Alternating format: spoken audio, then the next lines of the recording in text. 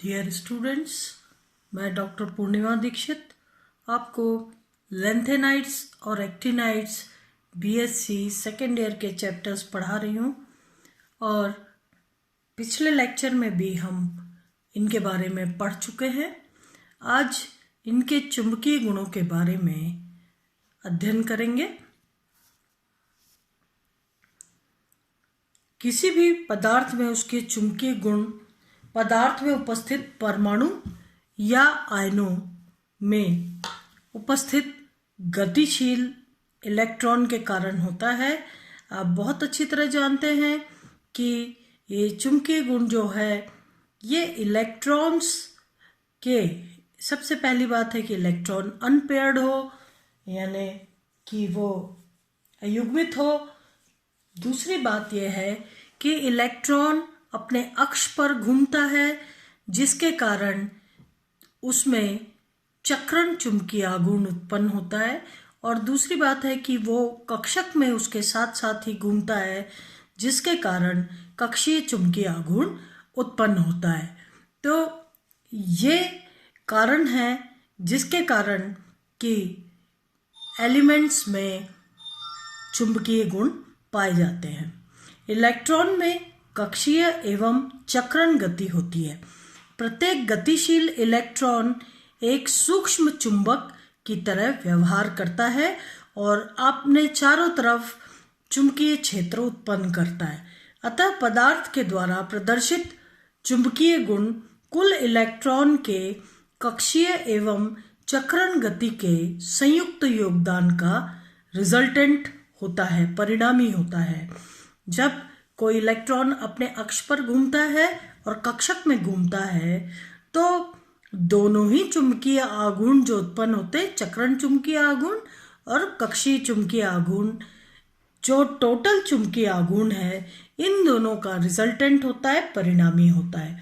जब किसी पदार्थ को चुंबकीय क्षेत्र में रखा जाता है तो उसका संरेखण बाह्य चुंबकीय क्षेत्र के विरुद्ध, यानी alignment against external magnetic field, या फिर उनके समानांतर या अलाइनमेंट विथ मैग्नेटिक फील्ड हो जाता है।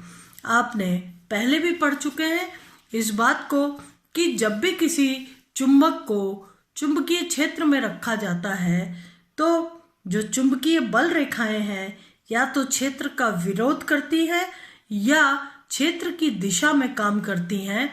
अगर क्षेत्र की दिशा में कर रही हैं तो हम कहेंगे संरेखण बाह्य चुंबकीय क्षेत्र के साथ समानांतर, तो उससे चुंबकीय बल रेखाओं का प्रभाव बढ़ जाता है और चुंबकत्व अधिक हो जाता है। जबकि चुंबकीय बल रेखाएं अगर क्षेत्र के विरुद्ध, यानी alignment against external magnetic field काम करती हैं तो चुंबकत्व जो है उसमें कमी आ जाती है और वो बाह्य चुंबकीय क्षेत्र के विरुद्ध काम करती हैं। संक्रमण तत्वों में डी कक्षक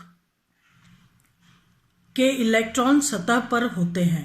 आप जानते हैं संक्रमण तत्वों में डी इलेक्ट्रॉन्स या डी कक्षक में जो इलेक्ट्रॉन्स उपस्थित होते हैं वे कॉम्प्लेक्सेशन में भाग लेते हैं और इस तरीके से ये डी कक्षक सतह पर ही रहते हैं। अतः ये बाह्य चुंबकीय क्षेत्र से सीधे अंतरक्रिया करते हैं। आने वाले लिगेंड्स जो होते हैं उनका जो चुंबकीय क्षेत्र है उससे संक्रमण तत्वों के जो इलेक्ट्रॉन्स बाहर की तरफ उपस्थित होते हैं या उन इलेक्ट्रॉन्स का जो कक्षीय चुंबकीय आघूर्ण है वो लिगेंड की उपस्थिति में उसके विरुद्ध होकर नगण्य हो जाता है, या ये कह सकते हैं हम कि कक्षीय योगदान जो इलेक्ट्रॉन्स का है वो नगण्य हो जाता है। संक्रमण तत्वों में डी कक्षक के इलेक्ट्रॉन सतह पर होते हैं, अतः ये बाह्य चुंबकीय क्षेत्र से सीधे अंतर क्रिया करते हैं और इसी कारण कक्षीय गति के कारण उत्पन्न चुंबकीय आघूर्ण का घटक लगभग क्वेंच हो जाता है, शांत हो जाता है या नगण्य हो जाता है। परिणाम स्वरूप इन आयनों का अनुचुंबकीय आघूर्ण या पैरामैग्नेटिज्म केवल इलेक्ट्रॉन के चक्रण के द्वारा ही माना जाता है। जब इनका कक्षीय चुंबकीय आघूर्ण नगण्य हो जाता है तो जो परिणामी चुंबकीय आघूर्ण है वो केवल स्पिन या चक्रण के कारण चुंबकीय आघूर्ण होता है। इसलिए जब भी हम डी कक्षक या संक्रमण तत्वों के लिए मैग्नेटिक मोमेंट का मान निकालते हैं तो हम mu s is equal to root n+2, यहाँ पर म्यू एस क्या है, magnetic moment in Bohr's magneton. Bohr's magneton उनकी यूनिट है। मैग्नेटिक मोमेंट को हम बोहर्स मैग्नेट्रॉन में ज्ञात करते हैं, जबकि यहाँ पर n जो है ये नंबर ऑफ अनपेयर्ड इलेक्ट्रॉन या अयुग्मित इलेक्ट्रॉन की संख्या होती है। यही कारण है कि डी ब्लॉक तत्वों के आयनों के चुंबकीय आघूर्ण का मान अयुग्मित इलेक्ट्रॉन के बढ़ने के साथ साथ बढ़ता है। आप जानते हैं कि करीब करीब अगर एक इलेक्ट्रॉन अयुग्मित है, मैं डी कक्षकों की बात कर रही हूँ, ट्रांजिशन एलिमेंट्स की बात कर रही हूँ, वहाँ पर म्यू एस का मान यानी चुंबकीय आघूर्ण का मान अयुग्मित इलेक्ट्रॉन्स के साथ बढ़ता है। करीब करीब अगर एक इलेक्ट्रॉन अयुग्मित है तो 1.7 bm के करीब आता है, 2 है तो 2.8, 3 आता है तो 3.7, 4 अगर इलेक्ट्रॉन्स अयुग्मित होते हैं तो 4.9 और 5 होते हैं तो 5.9 के आसपास जो म्यू एस का मान है या चुंबकीय आघूर्ण का मान है वो आता है। तो इस तरीके से डी ब्लॉक तत्वों के आयनों के चुंबकीय आघूर्ण का मान अयुग्मित इलेक्ट्रॉन के बढ़ने के साथ साथ बढ़ता है, परंतु लैंथेनाइड आयनों में आंतरिक 4f कक्षक ऊपर स्थित 5s2 व 5p6 उपकोशों के इलेक्ट्रॉन द्वारा बाह्य बलों से प्रभावी रूप से परिरक्षित होते हैं। आप जानते हैं अगर हम लैंथेनाइड्स की बात करें तो लैंथेनाइड जो हैं 14 तत्व होते हैं, जिनमें कि f कक्षक एक एक करके भरते जाते हैं। f कक्षक के ऊपर 5s कक्षक, 5p कक्षक और उसके बाद d कक्षक होते हैं। 4f के बाद 5d कक्षक भी होते हैं और इस तरीके से इन कक्षकों में जो इलेक्ट्रॉन उपस्थित होते हैं वो 4f कक्षक के इलेक्ट्रॉन को बाहर से आने वाले लिगेंड्स इत्यादि द्वारा शील्ड करते हैं। ये इलेक्ट्रॉन शील्ड करते हैं और यही कारण है कि 4f कक्षक के ऊपर स्थित 5s2 5p6 उपकोशों के इलेक्ट्रॉन द्वारा 4f बाह्य बलों से प्रभावी रूप से परिरक्षित रहते हैं। इन इलेक्ट्रॉन्स के कारण, इन कक्षकों के इलेक्ट्रॉन्स के कारण 4f कक्षक जो हैं वो परिरक्षित रहते हैं। अतः चुंबकीय आघूर्ण में कक्षीय एवं चक्रण गति से उत्पन्न चुंबकीय आघूर्ण दोनों का ही योगदान होता है। चूंकि डी कक्षक में तो डी कक्षक बाहरी स्तर पर फैले हुए थे तो इनके ऊपर और कोई इलेक्ट्रॉन्स नहीं थे जो इनको आने वाले लिगेंड से परिरक्षित करते। लेकिन जहां तक एफ कक्षकों की बात है, एफ कक्षक चूंकि अंदर धसे हुए होते हैं, इनके ऊपर 5s कक्षक 5p कक्षक होते हैं जिनके की इलेक्ट्रॉन्स इनको आने वाले लिगेंड्स इत्यादि से परिरक्षित करते हैं। इसलिए एफ कक्षक में जो अयुग्मित इलेक्ट्रॉन है उनका चक्रण चुंबकीय आघूर्ण और कक्षीय चुंबकीय आघूर्ण दोनों का ही मैग्नेटिक मोमेंट में चुंबकीय आघूर्ण में योगदान होता है। यही कारण है कि लैंथेनम +3 से गैडोलिनियम +3 तक लगातार अयुग्मित इलेक्ट्रॉनों की संख्या बढ़ने पर चुंबकीय आघूर्ण का मान अनियमित रहता है। जब 4f कक्षक आधे से कम भरे होते तब चक्रण घटक व कक्षीय आघूर्ण घटक एक दूसरे के विपरीत दिशा में काम करते हैं। ये बहुत ही इम्पोर्टेंट चीज है कि जब f कक्षक आधे से कम भरे होते हैं तब स्पिन एंगुलर मोमेंटम और ऑर्बिटल एंगुलर मोमेंटम एक दूसरे के विरुद्ध काम करते हैं, और जबकि आधे से अधिक भर जाते हैं तो ये दोनों एक ही दिशा में काम करने लगते हैं। इसलिए 4f कक्षक के आधे से कम भरे होते हैं तब चक्रण घटक व कक्षीय आघूर्ण घटक एक दूसरे के विपरीत दिशा में काम करते हैं। और इस प्रकार से ये देखिए आप, ये दो नोड के रूप में मिल रहा है। जो मैग्नेटिक प्रॉपर्टी है अगर उनको देखा जाए तो दो नोड के रूप में हमको मिल रही है। चुंबकीय आघूर्ण के मान का ग्राफ खींचा जाए तो ये mu effective versus atomic number के मध्य ग्राफ खींचा जाए तो दो नोड प्राप्त होते हैं, जहां पर आप देखिए कि किस तरीके से जो सेमेरियम है और यूरोपियम में F7 कॉन्फ़िगरेशन है और गैडोलिनियम में जो F7, D1 और S2 कॉन्फ़िगरेशन होता है। इस हिसाब से यूरोपियम और गैडोलिनियम में जहां सबसे अधिक अयुग्मित इलेक्ट्रॉन की संख्या होती है तो ग्राफ इस प्रकार से आना चाहिए, जैसे जैसे एक एक अयुग्मित इलेक्ट्रॉन की संख्या सीरियम से लेके और यूरोपियम तक बढ़ती है तो ग्राफ को इस तरीके से यहाँ टॉप पर होना चाहिए। और उसके बाद ल्यूटियोशियम में चूंकि सभी के सभी इलेक्ट्रॉन्स युग्मित हो जाते हैं इसलिए यहाँ पर मैग्नेटिक मोमेंट का मान 0 हो जाना चाहिए। लेकिन हकीकत में ऐसा नहीं होता। क्यों नहीं होता?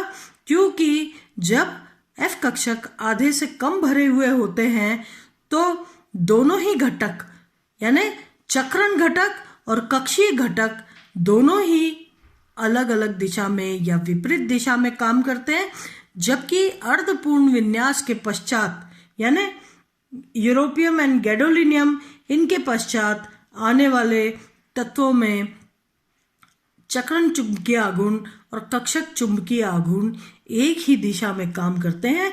इसलिए एक बड़ा नोड प्राप्त होता है जिस पर टॉप पर देखें तो ये टर्बियम, डायस्प्रोसियम, होल्मियम और इर्बियम ये सभी एलिमेंट्स जो हैं इस नोड के टॉप पर होते हैं। यहाँ पर दोनों ही आघूर्ण जो हैं एक ही दिशा में काम करते हैं। तो इस प्रकार से अगर देखा जाए तो लैंथेनाइडों में अयुग्मित इलेक्ट्रॉन के बढ़ने के साथ चुंबकीय आघूर्ण का मान लगातार बढ़ना चाहिए, अर्थात गैडोलिनियम +3 आयन का चुंबकीय आघूर्ण सबसे अधिक होना चाहिए तथा लैंथेनम +3 F0 विन्यास और ल्यूटियशियम +3 F14 का मान प्रति चुंबकीय डायमैग्नेटिक होने के कारण 0 होना चाहिए तथा आरेख गैडोलिनियम +3 सबसे ऊपरी बिंदु होना चाहिए जहां पर कि 7 अनपेयर्ड इलेक्ट्रॉन हैं, जबकि लैंथेनम +3 आयनों के चुंबकीय आघूर्ण आरेख बाइनोडल प्राप्त होता है, द्विनोडी प्राप्त होते हैं। छोटा नोड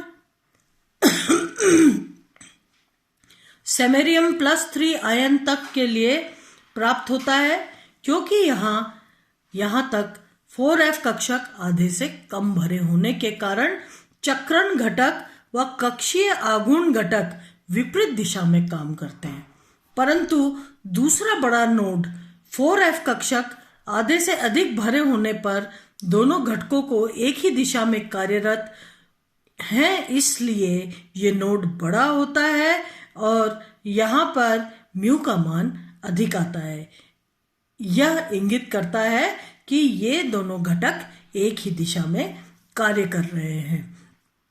अब यदि देखा जाए तो लैंथेनाइड आयन Ln+3 से हम इनको रिप्रेजेंट करते हैं कि चुंबकीय आघूर्ण का सैद्धांतिक मान जो समीकरण से निकाला जाता है वो है म्यू जे, है ना। जे क्या है? परिणामी चुंबकीय आघूर्ण। म्यू जे = G√J+1।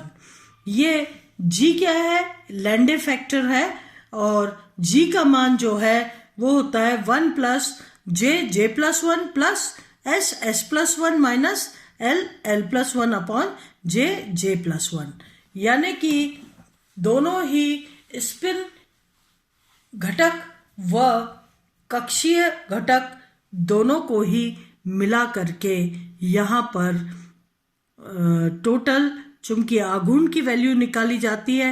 आप देखिए S plus 1 minus L plus 1 दोनों घटकों को यहाँ पर इंक्लूड किया जाता है और इस तरीके से चुंबकीय आघूर्ण का मान जो है वो निकाला जाता है। कैपिटल एस जो है ये क्या है, स्पिन क्वांटम नंबर का रिजल्टेंट है ना, टोटल। तो रिजल्टेंट स्पिन क्वांटम नंबर और एल क्या है, रिजल्टेंट एज़ोमिथल क्वांटम नंबर, यानी दिग्वंशी क्वांटम संख्या का रिजल्टेंट परिणामी।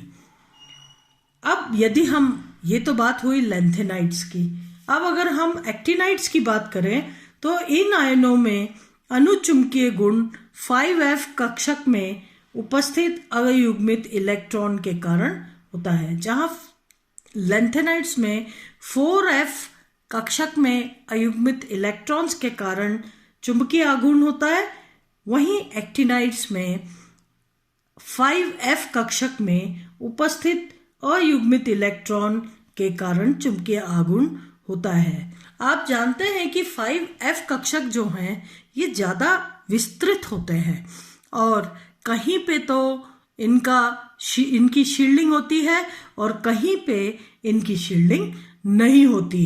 तो इस कारण से 5f कक्षक अधिक सतह पर उपस्थित होते हैं। इन आयनों में, एक्टिनाइड्स के बारे में हम पढ़ रहे हैं, इन आयनों में अनुचुंबकीय गुण 5f कक्षक में उपस्थित अयुग्मित इलेक्ट्रॉन के कारण होता है, परंतु एक्टिनाइड आयनों में चुंबकीय आघूर्ण के प्रायोगिक मान सैद्धांतिक गणना द्वारा प्रदत्त मानों से कम पाए जाते हैं, क्योंकि ये सतह पर होते हैं और इस कारण से, जैसे ट्रांजिशन एलिमेंट में, डी ब्लॉक एलिमेंट्स में बाहर के लिगेंड से क्वेंचिंग हो जाती है, उसी तरीके से यहाँ पर क्वेंचिंग के कारण जो मान है म्यू के, यानी मैग्नेटिक मोमेंट के मान है, वो प्रायोगिक मान जो हैं वो सैद्धांतिक मान से कम आते हैं। तो 4f कक्षक के इलेक्ट्रॉन 5s2 5p6 कक्षकों से नीचे होते हैं और बाह्य लिगेंड से परिरक्षित होते हैं। वहीं एक्टिनाइड आयनों में 5f कक्षक अधिक स्थानिक विस्तार के कारण 6s2 6p6 कक्षकों से बाहर की ओर फैले रहते हैं। अतः ये कक्षक न तो पूर्णतः परिरक्षित होते हैं लेंथेनाइड की तरह और न ही पूर्णतः सतह पर रहते हैं संक्रमण तत्वों की तरह और बंधन में भाग लेते हैं, सिर्फ कुछ सीमा तक उपसहसंयोजक बंध बनाने की प्रवृत्ति रखते हैं। आंशिक रूप से परिरक्षित रहते हुए लिगेंड कक्षकों से अतिव्यापन करते हैं और यही कारण है कि इनके सैद्धांतिक मान से प्रायोगिक मान कम होते हैं।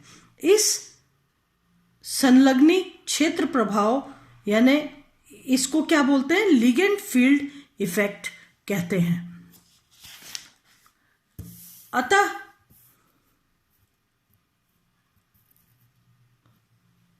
अतः एक्टिनाइड आयनों में रिजल्टेंट एंगुलर मोमेंटम, सकल कोणीय आघूर्ण के निर्धारण में कक्षीय आघूर्ण एल का मान संक्रमण धातुओं की भांति नगण्य नहीं होता है, किंतु लेंथेनाइड आयनों की तुलना में कुछ कम अवश्य होता है।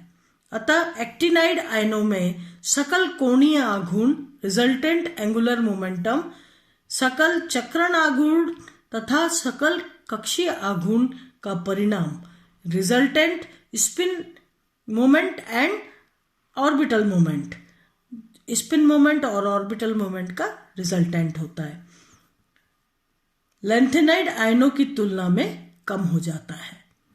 इस कारण एक्टिनाइड आयनों के चुंबकीय आघूर्ण की गणना उपरोक्त समीकरण के द्वारा नहीं की जा सकती।